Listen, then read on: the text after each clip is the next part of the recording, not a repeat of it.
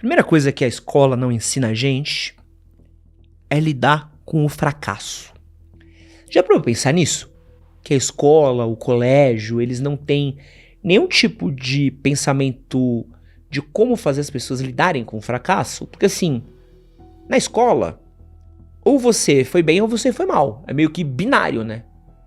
Então, não tem um pensamento de como realmente é na vida real. Porque na vida real, às vezes você vai ouvir um não, e aí você vai precisar se adaptar. Fala assim, putz, isso aqui deu errado, mas tem uma outra oportunidade pra mim, tem um outro jeito de eu resolver, tem uma outra coisa pra eu fazer, eu posso fazer aquilo, eu posso fazer isso, posso fazer desse jeito, ou posso trocar. Na escola, é ou nota alta, ou você não passa. Ou é acima da média, ou não passou. Então, é sim ou não. E quando você tem um não, é ruim, você deu errado. A escola, ela lida muito mal com o erro, ela lida muito mal com o aprendizado, né? Porque ele coloca você num caminho único, num caminho restrito, num caminho que na vida não é assim. Não existe ninguém na vida que não tenha tomado uma rejeição. E uma coisa que eu já passei, que é muito louca, assim, vou contar um fenômeno que é muito comum. É muito difícil lidar com pessoas que iam muito bem na escola e que vão pro mercado de trabalho. Porque essas pessoas estão acostumadas... É muito louco. Porque essas pessoas estão acostumadas a sempre terem tirado 10. Então as pessoas sempre tiraram 10 na escola. E elas sempre foram elogiadas por isso. Essas pessoas, elas também sempre foram tudo muito certinho, o exemplo, a coisa ser seguida e tudo mais. Então elas não estão acostumadas a estarem erradas e muito menos a não tirarem 10. Quando você vai pro mercado de trabalho, quando você faz uma coisa bem feita, parabéns, você entregou o seu trabalho, né? Então você não tem mais estrelinha de ouro. E às vezes, e muitas vezes, quando você vai pro seu trabalho, tem muita coisa que é subjetiva, tem muita coisa que você tem que aprender com o tempo, e tem muitas coisas que você vai errar, e você não vai acertar pra sempre. E aí quando você fala pra uma pessoa que sempre tirou um 10, que ela foi mal, essa pessoa ela não sabe lidar com isso. E o trabalho, ele tem uma complexidade maior, que ela exige outras disciplinas, e a gente vai falar disso aqui nesse vídeo, que não são disciplinas aprendíveis ou explicadas, né? Então vamos falar, por exemplo, você que é câmera. Você consegue explicar tudo o que você faz quando você está fazendo uma edição de vídeo? Você conseguiria explicar o que é? Vou falar uma coisa aqui assim, quem gosta de editar de vídeo vai pegar isso aqui comigo. Você consegue explicar ritmo? Não é difícil? Não é muito difícil você explicar? Eu já peguei essas pessoas que eram muito inteligentes, que editaram um vídeo, eu olhei e falei assim, tá, mas tá sem ritmo. Não, mas tá com ritmo. Eu falei, não tá com ritmo. Não, tá aqui. Eu falei, então olha isso, ó. Isso aqui tá sobrando, isso aqui tá sobrando, isso aqui é gordura, isso aqui tá errado, isso aqui você cortou antes, isso aqui você cortou depois. Olha esse tempo vazio. Ó, aqui é 1, 2, 3, você cortou 3. E é uma coisa que é difícil de você explicar, o que é sensibilidade. Por exemplo, quando eu tô fazendo um roteiro, ou tô falando um vídeo, tem uma coisa que ela é sensibilidade, tem uma coisa que você vai falar uma palavra e você precisa de um silêncio. Você precisa de uma introspecção. Você precisa de um momento que a pessoa pare e reflita naquilo que você falou. E tem coisas que você vai falar rapidão, vai falar muito rápido, porque isso faz parte da piada, isso faz parte do momento, você fala várias coisas, porque você tá despertando o sentimento da pessoa, você precisa que aquela pessoa entenda que você tá acelerando as coisas pra gerar alguma coisa que faça ela sentir outra coisa. Tudo é muito interpretativo. Não é binário, não é explicado. Eu lembro quando eu fazia teatro, tinha muita coisa que a gente fazia às vezes no espetáculo, que a gente fazia e falava assim, pô, hoje a plateia tá ruim. Vou tentar conquistar ela. Hoje a plateia tá boa. Vou tentar apostar aqui. Quando você pega uma criança que tirou sempre 10, é muito difícil virar pra ela e falar que ela não entendeu isso, que ela não errou. Ela se frustra muito, ela fica louca, porque na escola não existe espaço pra você errar. E na vida real tem. Na vida real, às vezes, um erro, ele faz parte de um aprendizado, ela faz parte de um próximo acerto, ela faz parte de uma construção, ela faz parte de um processo. Ah, eu errei aqui. Beleza, e agora eu vou pegar esse erro e eu vou aprender com esse erro. Quando você exercita esporte é uma coisa muito boa, né? E acho que a gente tem muito pouco incentivo ao esporte nas escolas brasileiras, né? A gente estuda só futebol e olha lá, né? E mesmo assim a gente não tem estrutura e capacitação, a gente não tem... O esporte universitário no Brasil é uma piada, a gente pode falar disso daqui por horas. Mas o esporte, ele trabalha muito com isso. Você chutou e errou. Tá, mas você vai chutar 10 vezes. Aí você vai acertar uma. Aí o cara vai explicar, ó, tá vendo essa uma que você acertou? É desse jeito. Chuta mais 10, aí você vai acertar 2. Vai chutar 10, você vai acertar 5. Você fala, opa, eu pratico jiu-jitsu. Hoje em dia eu olho, eu vejo coisas que eu não pô, errava que era um absurdo quando eu era tava menos graduado. Mas eu treino 5 vezes por semana. Às vezes eu treino mais de 2 vezes no dia. Eu me dedico, assisto vídeo fora. Quando eu tô em casa, eu fico vendo vídeo na internet, fico vendo aula, fico ouvindo sobre isso, gosto de conversar sobre isso. E eu vou entendendo coisas, eu fui aprendendo com o tempo. Hoje eu sou menos ruim. Por quê? Porque eu errei. E o erro foi muito bom pra mim. Você começa a errar, e um dia você acerta. Você fala, opa. Só que a escola não consegue te ensinar isso. Porque ou você passou de ano ou você não passou. Não existe espaço pra você interpretar um erro como uma parte de um aprendizado. Porque o seu erro é a falha total, né? É o fim, ponto. Outra coisa que eu acho que a escola faz muito, muito ruim com a gente, ela não ensina a gente a aprender. Ela não ensina. Porque o aprendizado, ele é, por muitas vezes, guiado, mas ele também precisa ser interpretativo. Tá? Então o que isso quer dizer? Você vai ter um professor, você vai ter um mestre, ele vai te falar uma coisa. Mas o aprendizado, às vezes, quando você está aprendendo uma coisa, ela tem que vir de nós. Então vamos falar, pô, o Luquinha aqui. Lucas, você teve professor de edição de vídeo? Como é que você aprendeu a editar vídeo? Você aprendeu sozinho, não foi? Então tinha coisa que você ia fazendo, ia ficando boa, coisa que você ia fazendo, ia ficando ruim. Tu não assistia uns vídeos no YouTube às vezes? Ouvia, falava assim, se eu testar isso, e se eu testar aquilo, isso aqui funcionar. Eu não tive professor de como fazer vídeo, de como apresentar vídeos.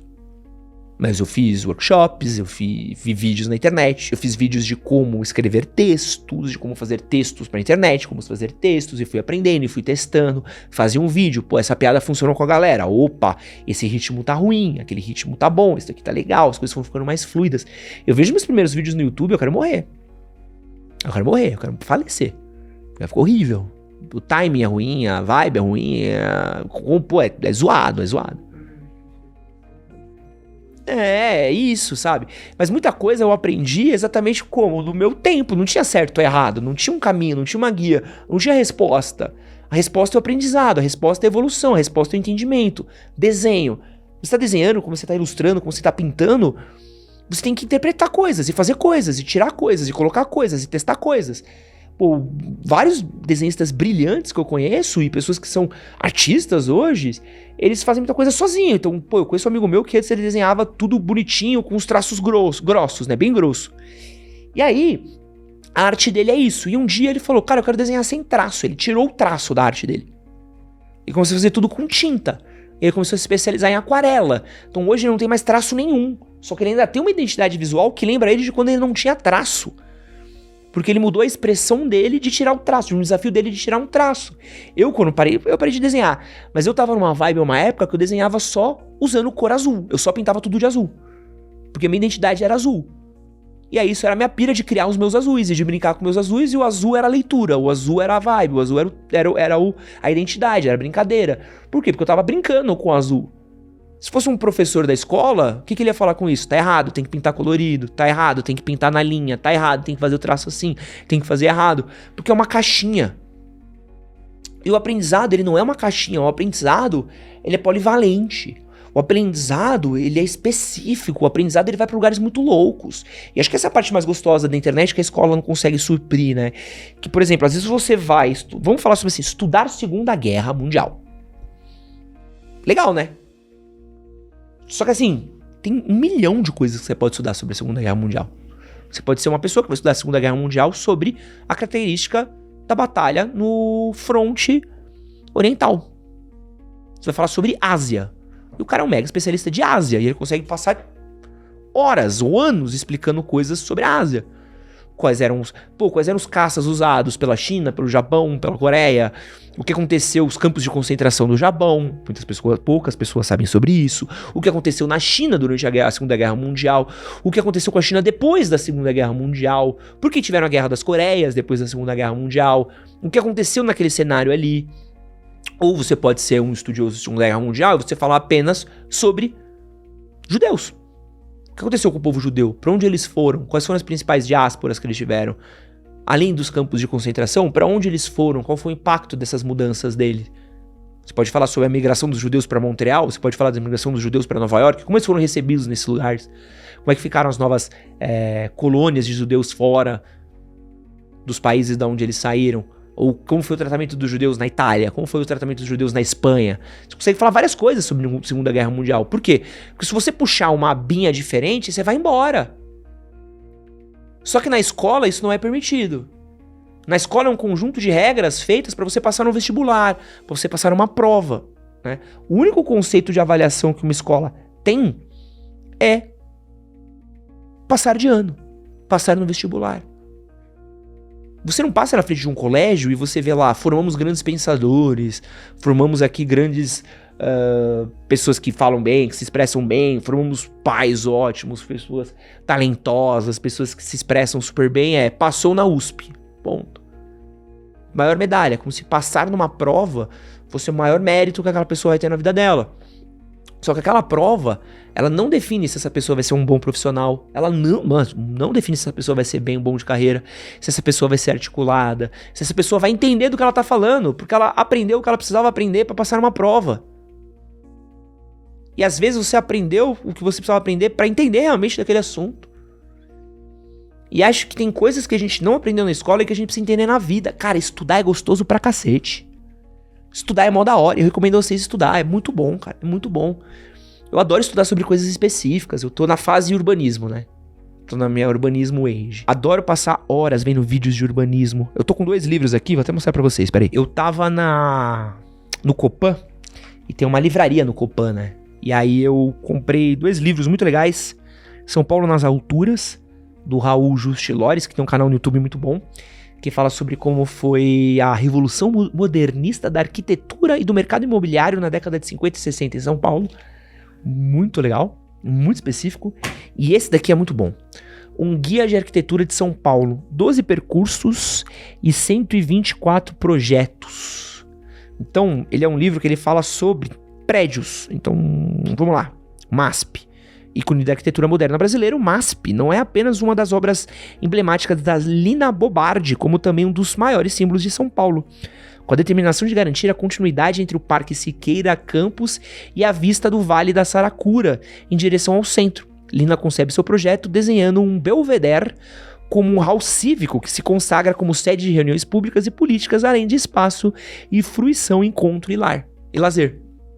Não, foda, né? Isso é foda.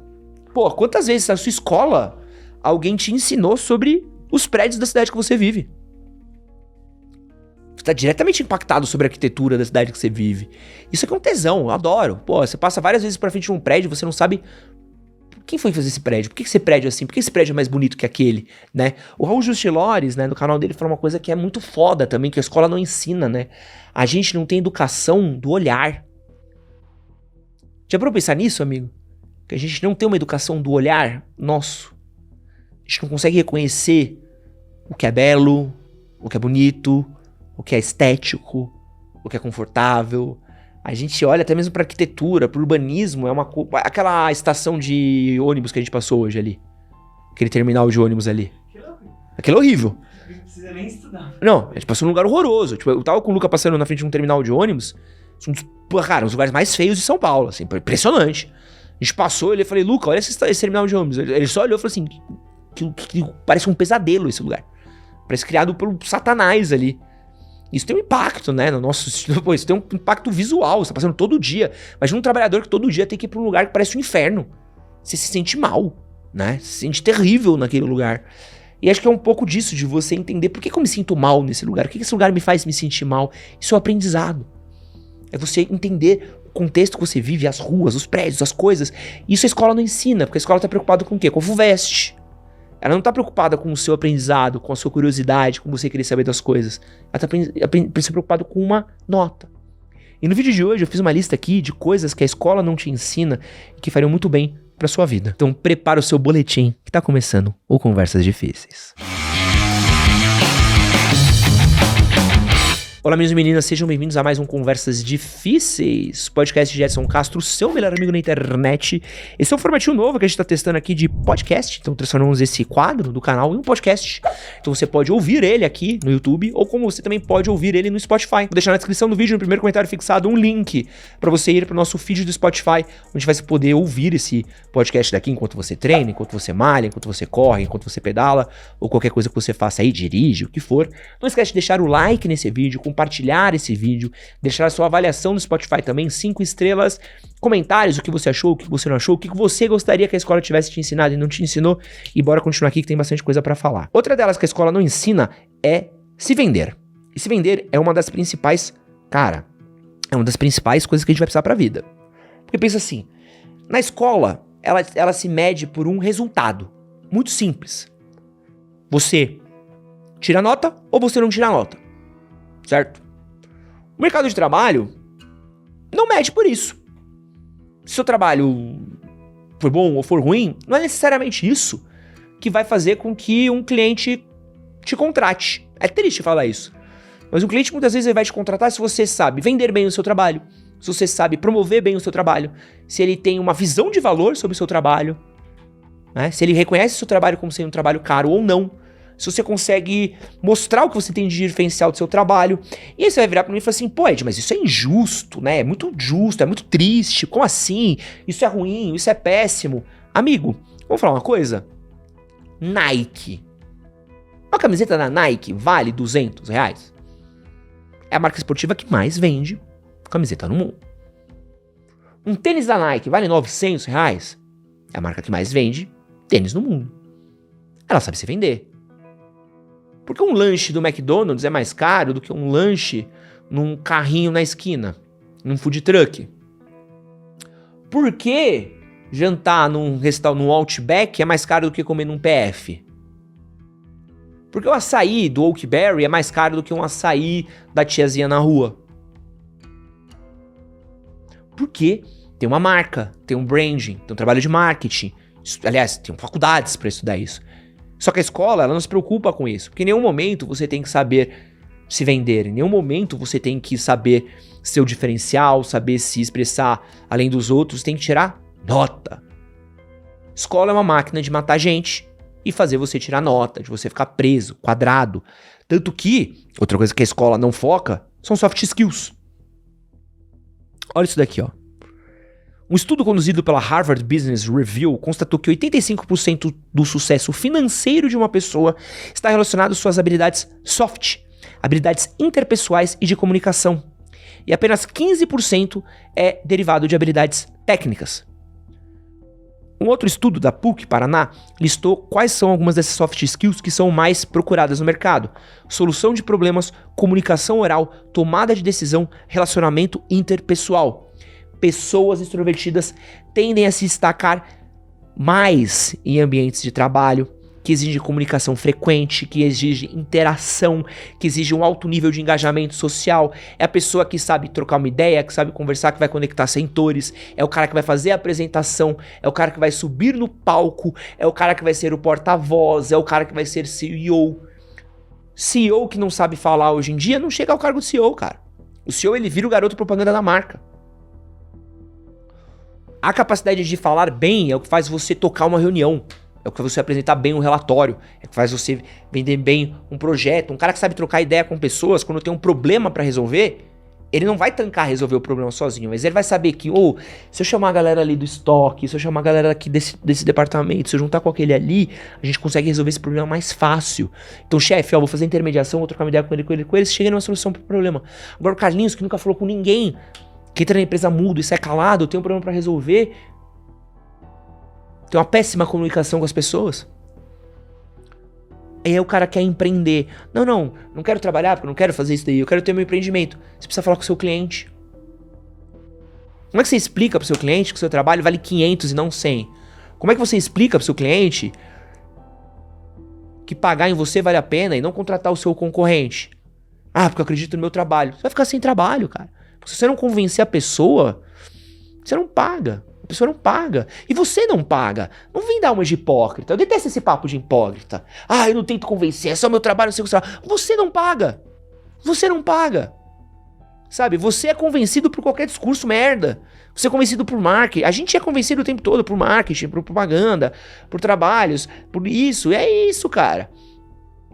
A gente sabe os truques que a gente cai, mas a gente não quer praticar esses truques e que fazem parte do jogo do mercado. E aí a gente fica preso em achar que tirar uma nota boa, fazer uma coisa bem é o suficiente pra dar certo. Não é. Não é. Não é. Tem mais 1000 que nem você, com o mesmo diploma que você, às vezes com mais especialização que você no mercado. O que te faz de diferente? Outra coisa importante. A gente não aprende também o poder da imagem. A imagem, ela é importante. De várias maneiras. Tudo é imagem no fim do dia. Qual que é a imagem que eu quero passar nesse canal daqui? Que eu sou o seu melhor amigo na internet. É o meu slogan, é o meu bordão. É o que tá no banner do canal. É o que a gente vende toda vez que eu me apresento pras pessoas. Então, se você é o meu melhor amigo, você tá na minha casa. Essa é a sala da minha casa. Abre a câmera aí, mostra o caos que tá na minha casa. Seja bem-vindo à sala da minha casa. Eu não tô de roupa social. Por quê? Se eu tivesse de roupa social, eu queria estar fazendo alguma outra coisa. Eu estaria sendo o banqueiro, estaria sendo o vendedor. Você tá aqui onde eu tenho minha TV, onde tem meus tênis, onde tem minhas bagunças. Você foi convidado pra minha casa. Essa é uma conversa mais íntima. Eu tô com uma roupa mais casual. Eu tenho um papo mais casual, mais coloquial. Por que eu falo palavrão? Por que eu falo gíria? Por que às vezes eu falo rápido, falo errado? Por que às vezes eu erro, não corrijo? Por que eu não tenho um tom professoral? Isso é imagem. É pra quando você assistir a um vídeo meu, é pra quando você tiver uma conversa aqui, você parar, olhar e falar assim, caraca, é uma conversa que eu teria no bar. É uma conversa que eu teria com meu melhor amigo. É uma conversa que eu teria com as pessoas que eu gosto.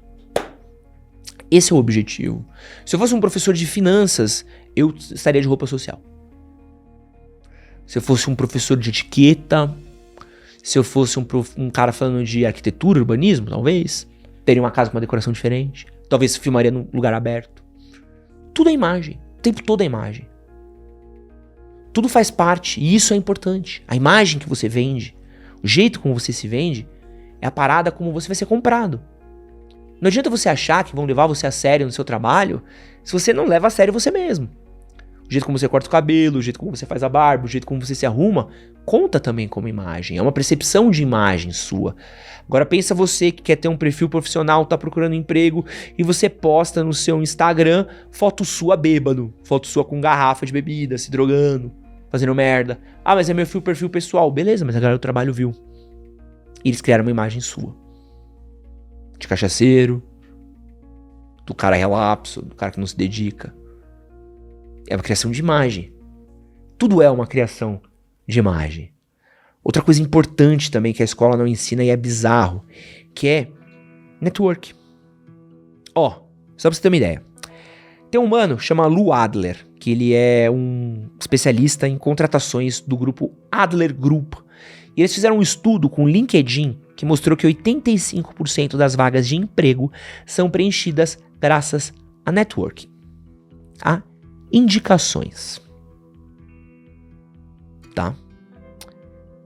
Quantas vezes na sua escola você não foi repreendido por estar conversando?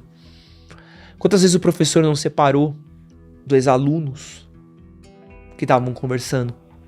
Quantas vezes o professor não falou que aquele aluno quieto, que não fala com ninguém, que senta na primeira carteira, que não dá oi pra ninguém, não dá tchau pra ninguém, esse é o aluno exemplar? Ele é o aluno exemplar pro modelo de escola defasado, porque esse cara, ele vai se formar, vai passar numa faculdade boa, legal, vai chegar no mercado de trabalho, ele vai ser mais um. E aí vai ver um moleque que é um pouquinho mais extrovertido que ele, que nunca tirou as mesmas notas boas que ele tirou, dando um pau nele, sendo o chefe dele. Tem um exemplo que eu adoro dar, que é meu glorioso amigo Capota. Capota é sinistro. Eu tinha um amigo que era o Capota, que ele era um imbecil, um irresponsável. Capota era foda. Era o pior aluno da classe, tirava nota ruim, né? Os professores odiavam ele. Mas ele era um ser humano incrível. Era o cara mais gente boa, mais divertido, mais boa praça, legal pra cacete. Puta cara maneiro, velho. Que cara massa de se viver. Ele teve que sair da escola, porque ele foi convidado a se retirar, porque ele não ia passar de ano, né? ele era péssimo em notas, estudou num colégio que tecnicamente era pior, né? E foi pro mercado de trabalho, né? Eles devem pensar, pô, se fudeu, né? O cara burrão, né? O maluco hoje é pica numa agência de publicidade. Trabalha com pessoas, é líder, né? O cara tem um puta cargo alto. Passou por várias agências de publicidade gigantes, ganhou uma bala, trabalhou com várias marcas fudidas no mercado, porque ele era uma pessoa de pessoa. Porque ele era um cara que trocava ideia com todo mundo, que integrava as pessoas, que tinha um papo legal, que era extrovertido, que era maneiro. E eu tenho um amigo meu que ele era o maior nerd da sala de aula, e ele tem um trampo super normal.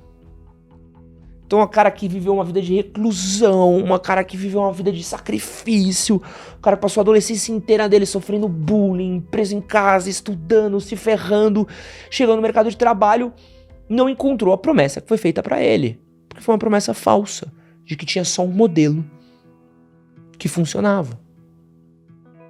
E as escolas, elas são muito ruins em trabalhar essas soft skills, elas são muito ruins em trabalhar com pessoas extrovertidas.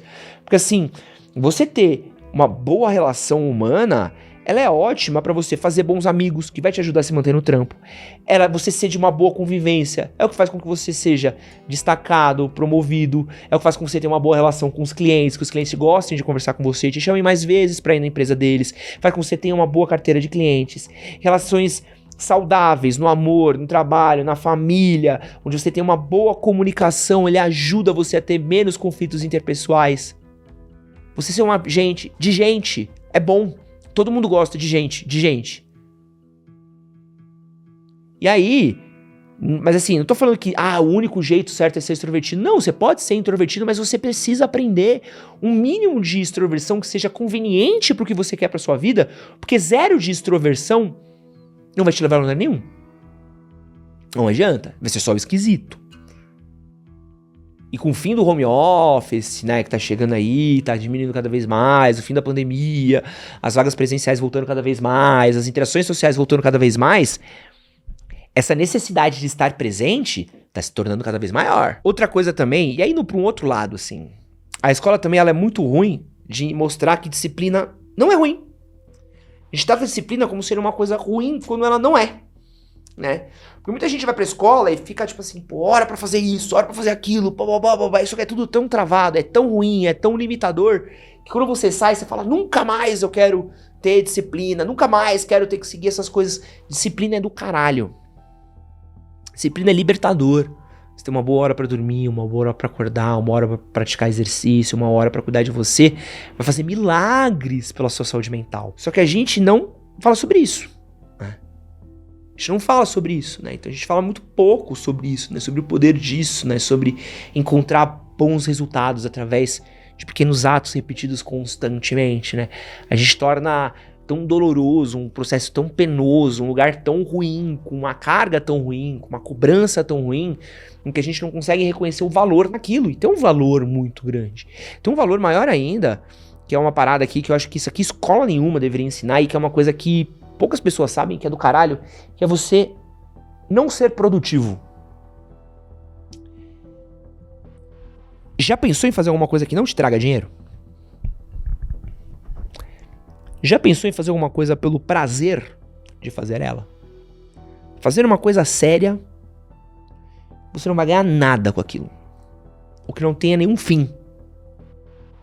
Sabe, tipo, vou treinar uma arte marcial, mas você vai competir? Não. Você quer virar faixa preta? Talvez, sei lá.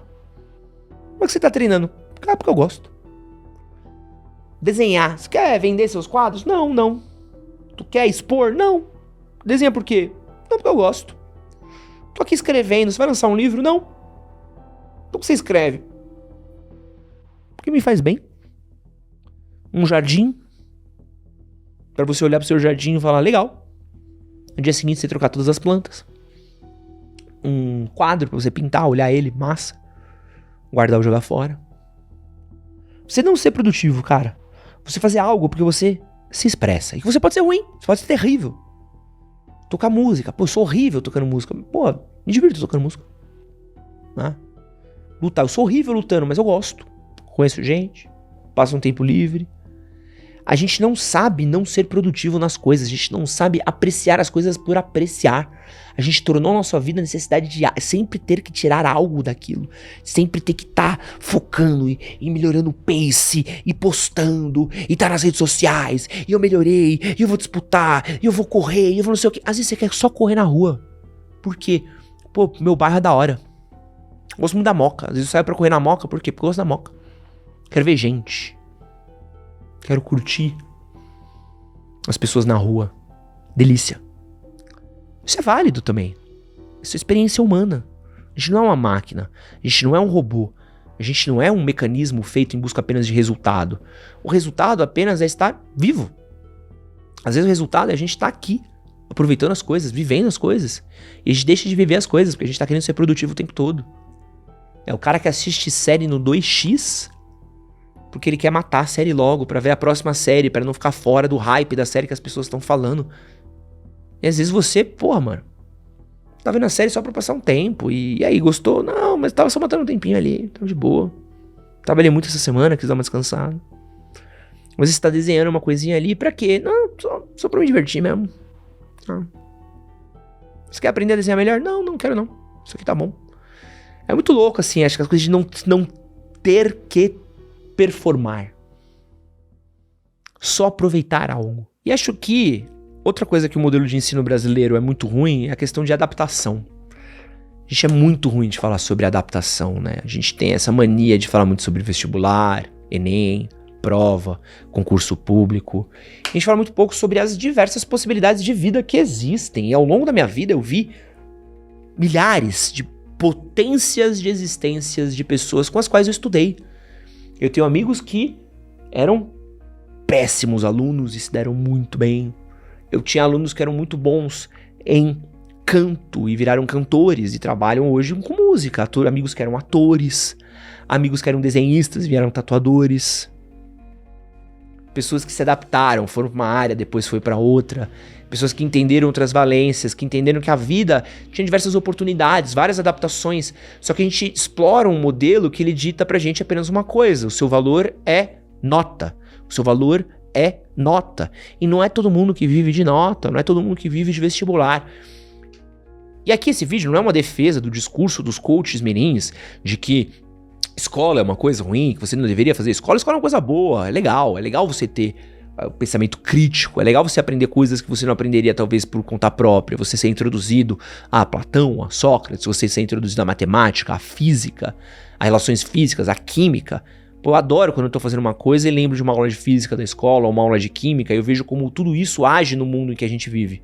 Outro dia eu vi um vídeo de um tonto na academia, que tirou todo o peso de um lado de uma barra, a barra claramente pendeu pro outro e quase foi na cabeça de um maluco. É física pura. Qualquer um que tenha estudado 2 minutos de física entende que você tirou todo o peso de um lado e foi pro outro. Aquilo tem uma reação, né? Aquilo causa algo. E aí tudo isso tá no mundo. E você entender as dinâmicas das coisas é do caralho. Você entender como as coisas funcionam é foda. É foda. É foda.